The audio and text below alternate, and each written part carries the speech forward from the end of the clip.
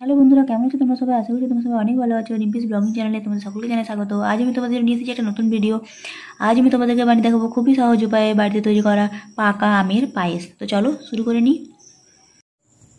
তো দেখো, আমি এখানে নিয়ে নিয়েছি 1 লিটারের মতো দুধ, আর এই দুধটা কিন্তু আমি খুব ভালো করে জাল করে নেবো। তো এই দেখো, দুধটা কিন্তু গরম হয়ে গেছে। এরপর আমি এখানে মিশিয়ে নেবো 1 কাপের মতো গোবিন্দভোগ চাল।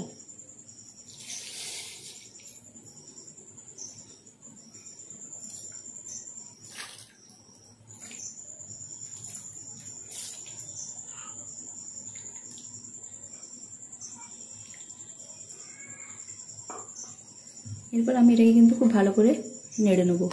তো এখানে আমি নিয়ে নিয়েছি তোমার একটা এরকম পাকা সাইজ, একটা বড় সাইজের এরকম একটা পাকা আম।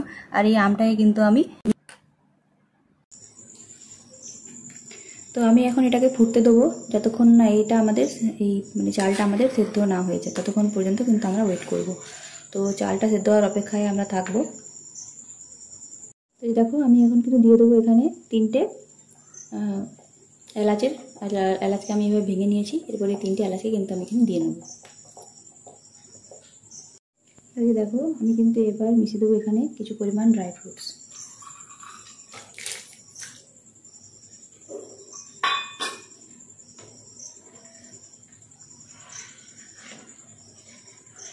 এরপর আমি এখানে দিয়ে নেবো 1/2 কাপের মতো চিনি।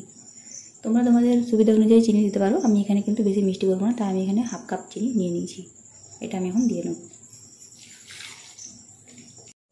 তো এই দেখো, আমাদের পায়েসটা কিন্তু একদম রেডি হয়ে আছে। এরপর আমি যেটা করবো, ম্যাঙ্গো পিউরিটা কিন্তু এটার মধ্যে আমি খুব ভালো করে দিয়ে নেবো। আর গ্যাসটাকে আমি কিন্তু বন্ধ করে নেবো, যেহেতু আমটা যখন আমি কাটার সময় দেখলাম, একটু খেলাম, তখন আমি দেখলাম যে আমটা একটু টক আছে। তো ওটা দিলে পরে কিন্তু এটা দুধটা কিন্তু ফেটে যেতে পারে। তো যেটা করবো, এটা একটা বাটির মধ্যে আমি প্রথমে নিয়ে নেবো, তারপরে আমি কিন্তু আমের পিউরিটা মিশিয়ে নেবো। তো দেখো, আমাদের কিন্তু ম্যাঙ্গো পায়েস একদম রেডি হয়ে গেছে, আমের পায়েস। তো আমি এবার যেটা করবো, কাজু কিশমিশ দিয়ে কিন্তু আমি একটু ভালো করে সাজিয়ে নেবো।